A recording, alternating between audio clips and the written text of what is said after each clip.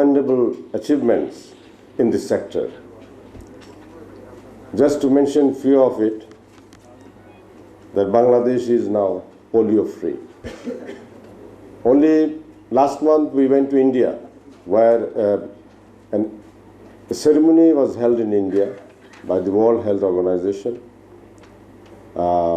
with 11 countries, including India. We got the certification for polio-free Bangladesh and all other 11 countries, including India. Bangladesh has got MDD awards by reducing child mortality and mother's mortality rate. These achievements are a commendable job, and this could be possible only by increasing the quality of medical services in Bangladesh. We have got the community clinic, we have got the Upazila, Jela and other hospitals which are providing all the necessary medical services to our people. So we want to do more in this sector, more improvements in this sector. So in order to do that, we have to improve of course, our infrastructure. We need more and more hospitals, good ones, and we are happy to say that about 10 new hospitals are being built in Bangladesh, big ones, and all the hospitals in different Upazila and Jela hospitals are being doubled, the bed are being doubled. All these hospitals which are being expanded and which are newly set up, they will need equipments, modern equipments, up-to-date equipments, and also we will be needing good doctors and good technicians in order to use those equipments. Bangladesh still, we can say that we still don't have high standard hospitals which our neighboring countries have. That's why our people, sometimes they go to other countries for treatment, where we spend about 5,000 crore, more than 5,000 crore abroad only to get the better treatment, quality treatment. We aspire to do those sort of treatment, make facilities so that we can retain those patients and do the treatment in Bangladesh, thereby save the foreign currency. For that, as I said, that we need good equipments, good doctors, good technicians. CEMS, this Conference and Exhibition Management Services, they have given the opportunity to exhibit the equipments, medical equipments produced in different countries. We wish them a good success in Bangladesh. Bangladesh is a potential market where 160 million people live and they need medical services. And when we are very eager and very serious about providing medical services, better medical services to our people. Everybody who is working in the ministry, including our Prime Minister and our Honorable Advisor, all are very keen to do that. For equipments, I must say one thing, that we need, of course, top quality equipments. For that, we have to keep in mind that those equipment has to be cost effective. Bangladesh is not a rich country, but we need good equipments, but those equipment has to be cost effective. Also, I found that a lot of equipments have been supplied by different suppliers in Bangladesh, in different hospitals. They are now lying idle. They are not being repaired, or our people are unable to repair it. So maintenance is a requirement. Suppliers should ensure also maintenance. Train our people here. They must have a training program so that their equipments are maintained and functional in Bangladesh. That will add to your reputation. Otherwise, you sell equipment and then if you go away and the equipment, this big investment in the equipment, that is wasted. So there has to be maintenance arrangements in Bangladesh. And spare parts arrangement for the equipment has to be done in Bangladesh. Those things I think you should keep in mind, and those facilities has to be extended to our people here, the local entrepreneur in the hospital sector and also our ministry, government sector. We will be looking at those issues seriously. So when you supply any equipments, those has to be backed by services and spare parts. We expect that all the participants in Bangladesh will have a good time in Bangladesh. They will have fruitful business interaction with our entrepreneurs, with the buyers in Bangladesh, and we hope them a good stay in Bangladesh and a successful stay in Bangladesh. Thank you all. Assalamu alaikum. Joy Bangla, Joy Bangla. Thank you very much, Honorable State Minister, for nice words.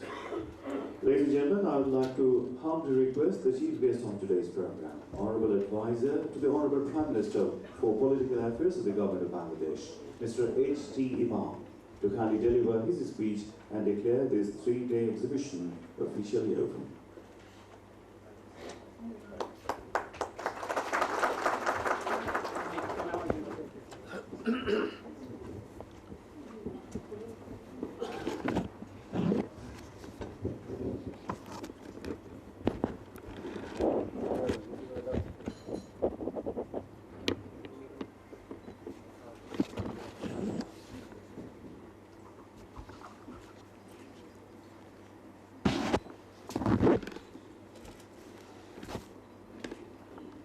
The chairman of the International Exhibition on Pharmaceutical and Medical Equipment, Surgical Instruments, Healthcare, Hospital Equipment and Supplies, and also 4th Pharma 2014 Bangladesh Expo.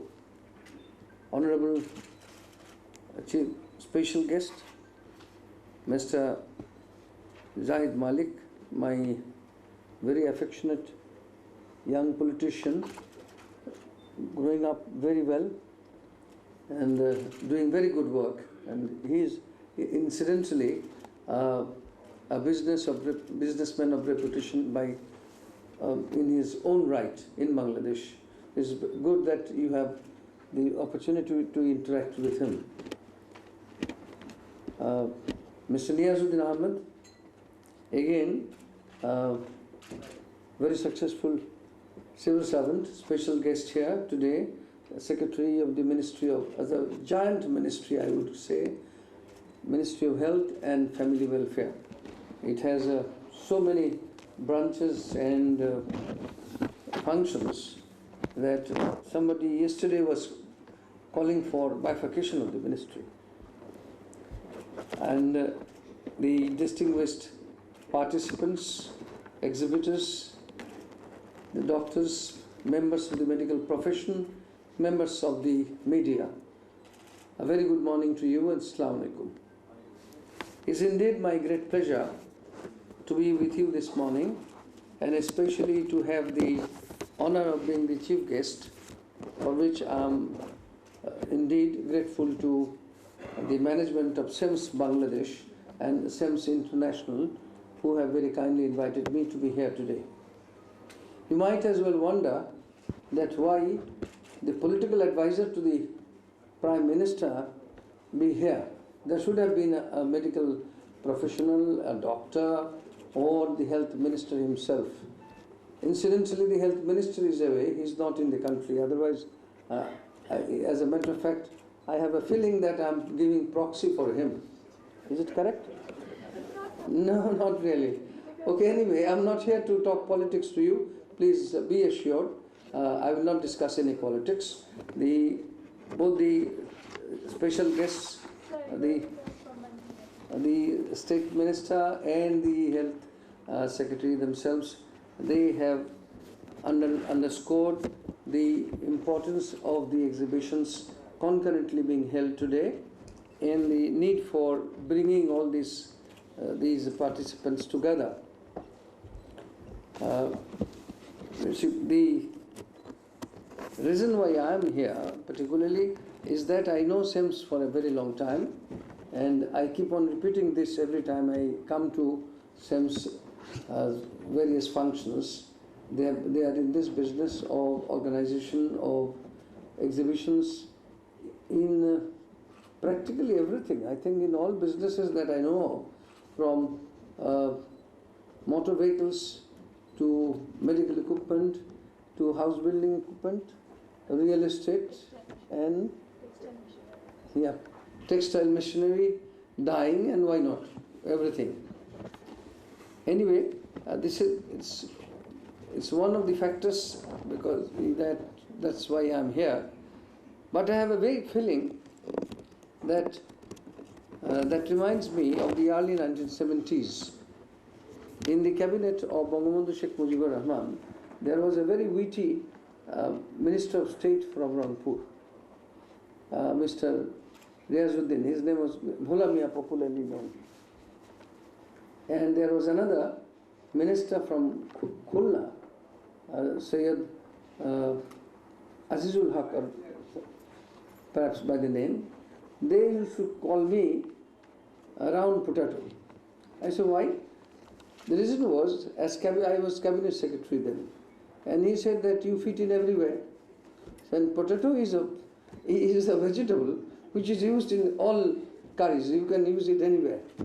So in any case, wherever there is none to fill in the void, here is the old man, Mr. Imam, to fill in the void. I'm just joking. The reason I'm here is out of my own compulsion and out of a conviction that this is indeed a very important exhibition. There are twin exhibitions. In fact, these are being held in tandem, as they say. This is concurrently international exhibition on pharmaceutical and medical equipment, surgical instruments, healthcare, hospital equipment and supplies, which means it covers everything that have to deal with the medical industry, plus the fourth Pharma 2014, which means the pharmaceutical chemicals or pharmaceutical industry as well. Bringing all these people together and then getting them the opportunity to interact with the local professionals, local technicians, local policy formulators. You have the two most important policy formulators in the health sector. Incidentally, yesterday I was attending a seminar on maternity and infant, maternal and infant mortality in Bangladesh. They have been reduced significantly. We have been awarded by the World Health Organization and the United Nations for achieving those goals, MDG goals. But then there are still a long way to go. And it was World Vision International which organized that seminar. In that seminar also, they highlighted some of the points, some of the things that have been brought out that I hope will be brought out by this the exhibition here. And the acute shortage of doctors in the rural areas, the lack of proper training of the doctors, professionals, once they get out of the education institutions, the lack of medical technicians, the acute shortage of nurses, properly trained nurses, and also the need for the specialized doctors, specialized nurses, specialized technicians, not only for providing services to the people in the hospitals in the cities. You might be aware, some of you who have been here in Bangladesh before, and the minister has said this also, we have a long-term vision for Bangladesh. That is called Bangladesh, the Vision 2021. That is a kind of Bangladesh that we would like to see in the year 2021. In plain and simple language, it is creating a country, achieving some goals which would make Bangladesh a middle income country that would be proud of itself, of the services to its people, of its education, of its facilities, and it will be education and technology based in country. That is something very important. This year, these goals were set down in 2008, before that election. This year, before the election, that was held on the 5th of January 2014, we went beyond, and the Honorable Prime Minister and the leader of the party, Sheikh Hasina, she announced that the time has come that we should look even farther, even beyond and expand our horizon. That should be not only 2021, but 2041. Because by the time we reach the 2021 goals, the world will not stop here. It will also be progressing. The other countries will also go forward. Therefore, to keep in touch with them, to be able to march along with them, we will have to work double time. So, our aims should be 2041. By 2041, what shall we do? Then by that time, our aim should be to become a developed country, so that we are not only self-sufficient, we are proud of ourselves, we can show the world around. Bangladesh can really be a showcase for development.